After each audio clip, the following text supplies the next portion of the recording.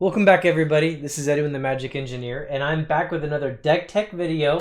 This is one that I've been kind of hinting at on my Instagram channel, kind of promising for a while. You guys might actually remember this video a little while ago when I actually went through like a Land's Edge, like a budget deck that was like red and white. And so it didn't have any big expensive cards, but it was actually very competitive. And honestly, that it really honestly is a good deck. I was taking out tier 1 decks and tier 2 decks with that one when I was playing games against my friends with it. So definitely check that out. But what I said I was going to do is I was going to take that deck and revisit the deck and shift it around so it actually had powerful cards and expensive cards as well, and see what that actually turned into. And that's what this is going to be today. So let's get to it.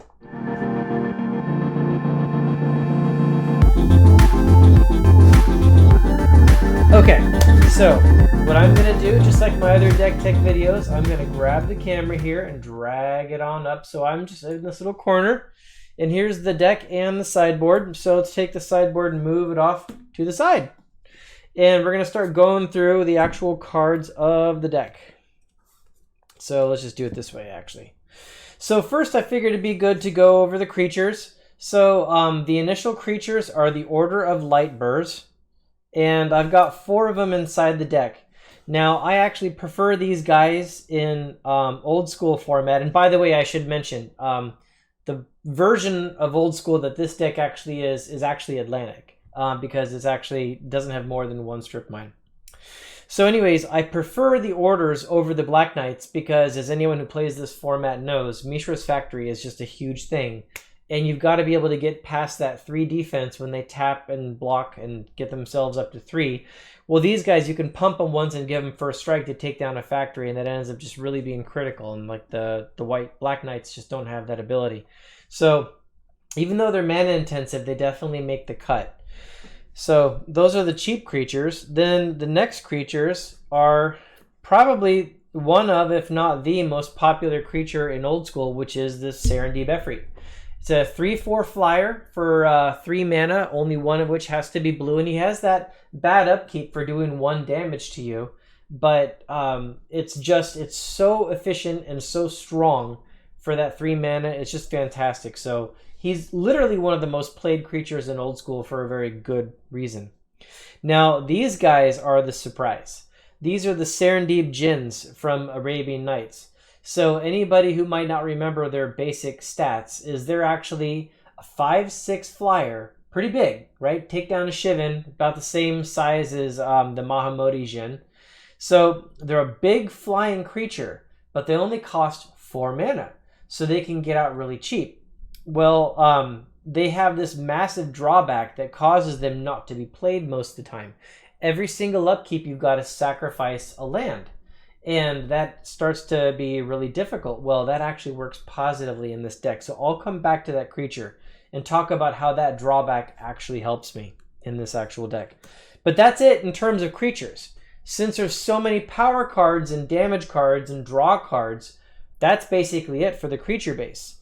And so let's move the creatures to the side here. And you'll notice that those are all fast, aggressive creatures. So the intention of the deck, clearly, as I've laid out, is to put immediate pressure on your opponent. Get something on the table that they're going to have to deal with right off the bat. But even your fastest creature, your Pup Knights, are 2 white, so they're probably going to come out turn 2. And you might be able to get a Serendib out on turn 1. But usually, you know, it's iffy if you draw the right moxes and such. But I don't play with a full set of moxes, so probably not. Your turn 1 play with this deck is probably going to be this bad boy. Yep, we're staying on the land tax strategy. For anyone who doesn't remember it, if your opponent has more lands than you during your upkeep, then you get to actually go through your deck, pull out basic lands up to 3, reveal them to your opponent, put them into your hand, and then you still get to draw a card for your turn. So they're really good for thinning out your deck. They're really good for fixing the colors of mana that you've actually got, and they're also great for putting tons of cards in your hand. And so then they combo extremely well with this card, which is Winds of Change. And what Winds of Change does is Winds of Change, it's kind of like a Timetwister in a way, but a little bit cheaper, where everybody shuffles not their hand, graveyard, library together, not all three of those, just your hand and your library. You're going to shuffle those together, and you're going to draw the same number of cards that you already had. Now, you see now why that works well with the land tax. If you've been land taxing and you're yanking all these basics out of your deck, then when you cast a Winds of Change, it's kind of like free card draw. Not only do you shuffle them back in, so you get to pull them back out later to refill your hand again to get like a lot of card advantage. But yeah, then it just gives you all those possible spells to have in your hand. So this is a great draw engine that worked on the budget deck, and it also works in this deck as well. Now, before I go too far, I should mention that the budget deck actually played an enchantment, like a third piece of the combo, which was Land's Edge. It was an enchant world that goes on the table, and as soon as it hits, anyone can discard a land at any time from their hand to do 2 damage to the opponent, not to any target, just the opponent. And that still might have good reason to be in the deck, but at the moment, it's such a late game win kind of card, and this deck now has the ability to go so much faster with the power cards and more bolts and things like that. This one, I instead tried to shift that gear into like full-on aggression, not late game combo, so the Land's Edge lost quite a bit of its luster, effectively. So there's like the combo piece of the deck is still there. Now, since, like I said, this deck is fast and aggressive, you've got a play set of lightning bolts, and you've got some chain lightnings. So there's an awful lot of fire. And that's good for removal, but it's also good if you get that early aggression out against the other guy, and you're chipping away at his life. And then you can toss a lightning bolt or a chain lightning. Oftentimes these will be a great finisher. Now that also pairs really well with the land tax and Winds of Change combo, because if you're yanking all these lands out of your deck and then you Winds of Change them away, you're not giving the opponent any card advantage. But with like 6, 3 damage spells in your deck, there's a good chance you're going to draw a bolt or a chain and you're going to be able to finish them off. That happens pretty decently. So that's a bit of the destruction plan. Now, you guys might have saw, like, I just got this fork recently, so to some degree, I just really wanted to play it in the deck. But, it works really well because it's got an awful lot of spells that it can actually go copy.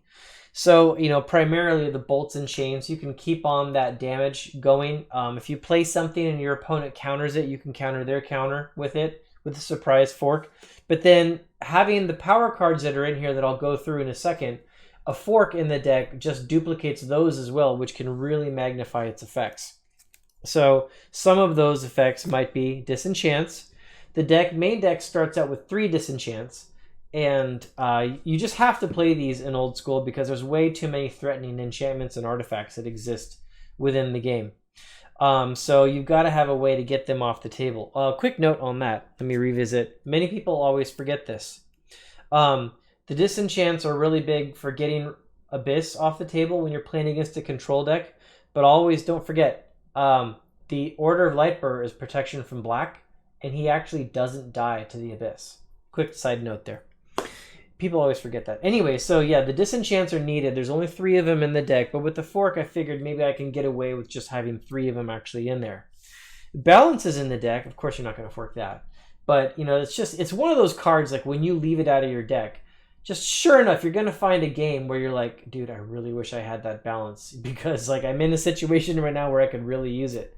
And more specifically to this deck strategy is like the budget version. This deck attempts to run the game with like between 2 to 3 lands down on the table at all times. And so your opponent is either going to keep himself at 2 or 3 mana, which really keeps them held back, or they're going to just start dumping lands out onto the table and just like forget the land tax. Go ahead and play your stupid combo. I'm just going to establish my mana base. Well, then, of course, balance is really going to punish them, right? Because they were probably trying to keep your creatures off the table. So there's a whole bolt battle war going on, trying to remove your creatures. And then you drop that balance on them. And then it usually ends up being pretty devastating. The only bad thing is when you don't tend to have a lot of lands in your hand. But I can usually find a way to work around that. Like, empty my hand of spells, then balance, and then go ahead and land tax a bunch up, and then cast that Winds of Change. And then you just get a whole grip full of cards, right? So yeah, it tends to still be a really good card. Sticking with the theme of removal, you got a Chaos Orb. You got to put it in there because Chaos Orb is just way too good, right? You can't not include Chaos Orb in Old School. It's just the best removal in the entire format. So now, setting these guys aside because there's some of the removal plan, I'm going to put some of the draw spells out here. So, got the basic full set of draw spells. You got the Wheel of Fortune, the Timetwister, Time Walk, and Ancestral. I don't have the Brain Geyser in here, and some of you might have noticed that right off the bat. Well, the reason is simple. Brain Geyser is a very mana-intensive spell, and this deck attempts to operate on very low mana. And so you're usually not going to have access to like 5, 6, 7 mana on the table, which makes Brain Geyser lose a lot of value, right? But all of these are fantastic targets for a fork, depending on like what you're going to try and do, right? Depending on how you're going to try to resolve things. And I think you might even be able to play some tricks with the stack. I think this works. Like if you wheel and then you fork it, and then the fork is going to resolve first, and you're going to get that first wheel, then the second wheel is still on the stack. I think you should be able to play fast effects out of your hand before that second wheel actually resolves. So, I don't know, interesting little questions there. Anyways, so yeah, good draw spells, good removal. Now let's get to the mana base. Now you saw the land tax, so you know there has to be an awful lot of basic lands inside the deck. So of course you're going to start off with 4 plains in the deck, and now you're going to get to 3 mountains, and then 2 islands. So 9 basic lands isn't a ton, but remember what you're trying to do oftentimes is you're not necessarily playing them out of your hand, you're holding them back in your hand, sometimes trying to bait the opponent's discard, also trying to just kind of keep them back and have them ready for when you get that Winds of Change, you can try to fill your hand back up. So you generally only play like 2 to 3 lands if you can onto the table using this deck. And so you can fix the mana colors that you actually need, but you don't have as many slots for the individual basic lands in the deck. Notice, by the way, there's 2 islands this time instead of like other versions I've talked with other people about where there's only like 1 island, but that's kind of because of the Serendib Djinns. Now the rest of the mana base, you got 4 plateaus to get that dual color. And if you guys wanted to, I could definitely see maybe decreasing the plateau and putting another basic land in if you want to lean heavier into the land tax combo. 3 cities of brass because you really need to get those colors, specifically those blue for the Serendibs and the power blue stuff. And 2 rainbow veils. Now the rainbow veils were discussed in the budget version of this deck, but I still really like them in this build because if your opponent figures out what your strategy is and they stop playing lands onto the table, you can force an activation of the land tax by getting that rainbow veil out there, and it also gives you the colors that you need. It's just a fantastic little combo, and it works out really well. This is one of the only decks that really has good synergy with rainbow veil. So that's your multiple color mana sources, and then you've got your 1 strip mine, because that's all that's allowed in Atlantic. And you've got your Library of Alexandria that you might end up being able to abuse. And that actually does happen in Atlantic. With the 1 strip mine rule, people oftentimes will don't have a choice, but they let a library just go for a while. You draw a ton of cards off of it. And then into the speed mana rocks effectively. So we got a Lotus, Soul Ring, 3 of the Moxes. They're the on-color Moxes for this deck. And I could put in the Mox Jet and the Emerald, but I actually figured there's so much colored mana required, the Felwar Stones would actually end up working better. Another reason the Felwar Stones work very well is, you want to have the mana rocks because you got to have some mana on the table. You don't want to play the lands because you want to keep your land tax active, so you want to have the mana rocks. But your opponent is in the same situation. They don't want to give you the ability to activate your land tax. And so the opponent is oftentimes going to play that City of Brass or that multiple color dual land that they need to be on the table so they can play their spells, which makes the Felwar Stone a little bit easier to actually get the colors that you actually need. So I tend to find that I think it works out decently well. But again, you've only got 7 mana rocks here. That isn't a lot. So it doesn't add a ton of speed to the deck. But in another sense, you don't always need it, because remember, your turn one play is oftentimes just going to be that land tax. Or maybe just like, you know, have a bolt in hand to like get a hippie off the table or something like that. Okay, so that's the deck. Now I wanted to come back and revisit the Serendib Djinns. I actually mentioned these on Instagram, and I was saying that this is like a special deck that actually works well for them. Well, the Serendib Djinn, if you just read the card, during your upkeep, you must choose one of your own lands and destroy it. If you destroy an island in this manner, Serendib Djinn does 3 damage to you, so don't destroy an island. Serendib Djinn is destroyed immediately at any time if you have no land in play. So he's a huge flyer, but you got to eat your lands. Now, think about what I was saying happens sometimes when you're playing against people. They see that you're on a land tax strategy, so they stop actively playing lands onto the table and try to just use what they've actually got. Well, this is why the Serendib Djinn is fantastic, because he's really big and beefy. He'll come out and do a ton of damage, but he will allow me to blow up my own lands. So that will now allow me to trigger that land tax. And trust me, guys, if you even got like 2 land tax on the table, and then you're able to trigger it again with the Serendib Djinn, you pull another 6 cards out of your deck, and then you cast that Winds of Change, you're going to draw like a lot of disenchants, a lot of bolts, things like that. You draw a lot of fire to come out and just hit him really hard. So I love it that he fits the theme of an extremely aggressive creature. He's fat enough to take down some of the opponent's fat creatures, and he can even like force a triggering of one of your main combos in the actual deck. So this is one of the few decks where the Serendib Djinn actually works out well, and his negative side ends up actually being a benefit, which is really cool. Okay, so I've gone through the deck. You've seen all that. Now why don't we go through the sideboard? So the sideboard contains that 4th Disenchant, because you had 3 in the main deck, and then 1 more Divine Offering. You might run into some decks that are hammering your life pretty hard, throwing bolts at your face, and you just got to get something to blow up and get some life back. So there's times where I'll go with a Divine Offering instead of a Disenchant. I don't have a ton of room, though, in the deck, so there is only 1. And also in the life gain plan, I do actually have Ivory Towers in the deck. And the reason for that is, like, sporting several land taxes, there are absolutely times, you guys, with this deck, in like a typical game, not like in the like I'm already winning kind of game, but just a typical game, you know, you'll land tax so many cards out, you'll end up with like 11 cards in your hand. Like 11 cards. So if you had a couple Ivory Towers on the table, that's a lot of life. And that makes a big problem for the opponent. And they were probably already using their disenchants to get your land taxes and other things off the table, so they don't always have a lot of like leftover artifact removal sitting in their hand. So yeah, the life gain strategy can definitely work pretty well and plays into the actual deck. Now, of course, going against like a blue deck, you're going to need to like just win that counter war, and you have access to red, so you guys all know what that means. It means the red elemental blasts. They've got to go into the deck because they're just too strong when you've got access to red, and blue is one of the main colors in old school Magic. So yeah, you got to have those in there for sure.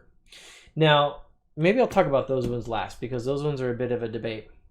Now, you might notice that I've got the basics in the deck, but not only do I have the basics, but I have a land tax to go get the ones that I actually need. That means you have the ability to get the colored mana that you actually need, which makes Blood Moon that much stronger. Because Blood Moon will single-handedly shut down an awful lot of decks out there. Especially if decks are punishing you with like Maze of Ith or something like that, you can just turn those off with your Blood Moons. So I was able to avoid stuffing the deck full of like cards that are just not very good, like Stone Rain and stuff like that, by actually packing Blood Moons inside here. And it keeps me on my main strategy as well, so it ends up working out okay for me. So that's a great sideboard card in this deck. And then also Energy Flux, because if I'm wanting my land taxes to activate, then if my opponent lays out a whole lot of Moxen, Soul Ring, just mana rocks in general, he can avoid playing those lands. But then you drop an Energy Flux on the table, and now you force him to play those lands. So Energy Flux will just automatically win against some decks, and against other decks that have a lot of other access to mana or can operate with very little, then the Energy Flux forces them into a really bad position. It's just a great card. Fantastic. And now this last one. Now, this one is a bit of a debate because this is 2 spell blasts. Now, there's a lot better counter spells that exist in old school Magic. But when you go through the list and you think about it, getting 2 blue with this deck, but even more to the point, not just having 2 blue, having 2 blue that are sitting open when you're playing aggressively doesn't happen very often. And so I like the spell blasts in this deck because if you only have 1 blue, you can still operate the spell blast. Now also, there's a lot of times where a power sink isn't going to quite cut it because I'm intentionally keeping my own mana base small. Only like 2 to 3 lands in play, maybe 1 or 2 moxes. And my opponents usually are like, they'll hold their lands back until they think they got a good chance and then they'll just start dumping mana on the table. So unless I'm casting balance or something, oftentimes my opponents have access to more mana than I do, which means power sink isn't quite as good. So mana drain suffers the same problem as counterspell. Having access to 2 blue is tough. So both of those are pushed to the side. Power sink is pushed to the side because they probably have more mana. Force spike was a decent consideration, but oftentimes, like, I sure wish they just did like at least 1 more mana on force spike instead of like, so it was 2 that your opponent had to have. That would make it so much better. But oftentimes people could just play around a force spike too easily. But spell blast, it can, if you don't want them to have those moxes on the table, you can stop the moxes easily with the spell blast. If they swords or bolt one of your creature, something like that, then just 2 mana will knock that out, one of which has to be blue. When you think about a lot of the scenarios, and keep in mind, your opponent is playing on thin mana also, right? Because he's trying to stay underneath your land tax. The spell blast can actually end up working pretty well in this deck. So I'm giving them a run, and so far they seem to be working out decently well in the actual testing that I'm doing. So that's it. That's the actual deck, and I've been play testing it for a little while. I'm happy with the results that I got with this actual deck. Sure, there's probably room for improvement. If you guys try it and you've got other stuff you want to suggest, I'd love to hear the feedback. Put it below. But until then, yeah, here's the powered up version of my Tax Edge deck, effectively. So thanks a lot, guys. Have a great time and stay safe. Bye.